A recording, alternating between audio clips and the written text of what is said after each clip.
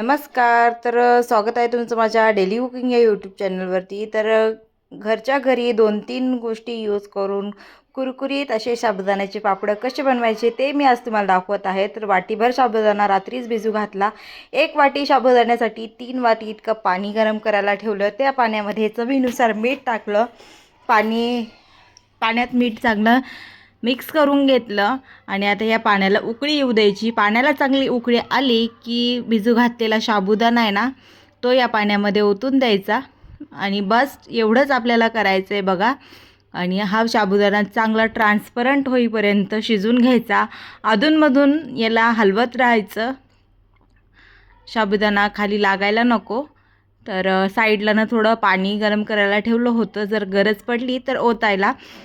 तशी तर काही गरज पडली नाही. एवढंच पाण्याचं प्रमाण जे आहे ते ह्या साबुदाण्यासाठी बरोबर होऊन गेलेलं होतं. तर बघा आता हा साबुदाणा हळूहळू ना ट्रान्सपरंट व्हायला लागेल आणि पूर्णपणे जेव्हा हा साबुदाणा ट्रान्सपरंट होऊन जाईल तेव्हा हे साबुदाणा पापडाचं जे बॅटर आहे ते आपलं बनवून रेडी होईल.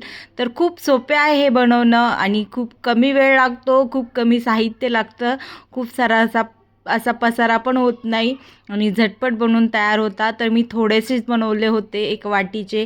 तर 1 वाटीमध्ये जवळपास 25 ते 30 पापड माझे बनवून रेडी होते. तुम्ही एकदा नक्की ट्राय करा. अगदी कोणाची मदत न घेता आपण हे साबुदाणा पापड बनवू शकतो.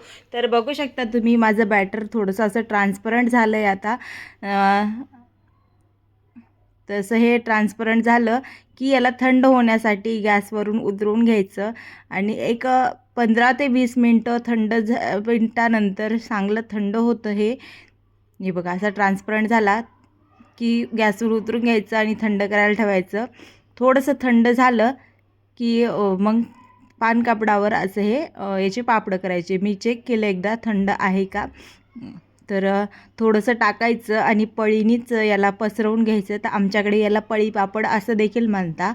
तर अशी हे झटपट माझे साबुदाण्याचे पापड बनवून रेडी आहे. व्हिडिओ आवडल्यास व्हिडिओला लाईक करा, शेअर करा, चॅनलला सबस्क्राईब करा आणि कमेंट करून एकदा नक्की सांगा तुम्हाला माझे व्हिडिओ कसे वाटत आहेत ते. तर असे हे सगळे माझे पापड करून झाले होते. 1 दिवस फॅन खाली आणि 2 दिवस कडकडीत उन्हात मी हे वाळून घेतले. आता तुम्हाला तळून देखील दाखवते हे पापड कसे झालेत ते. तर बघा एवढे पापड माझे बनवून रेडी होते. चला आपण तळून घेऊया. तर तेल चांगलं कडकडीत तापून द्यायचं. त्यानंतर हे पापड तळून घ्यायचे. तर बघा कसे फुलताय मस्त हे पापड. आणि असे हे साबुदाण्याचे पापड माझे बनवून तयार आहे. एकदा तुम्ही पण ट्राय करा. खूप सोपे आहे. कोणाची मदत न घेता तुम्ही हे पापड बनवू शकता आणि साहित्य पण खूप कमी लागतं. तर असे हे पापड मी तळून घेतले आणि आता तेल गरम झालेलंच होतं.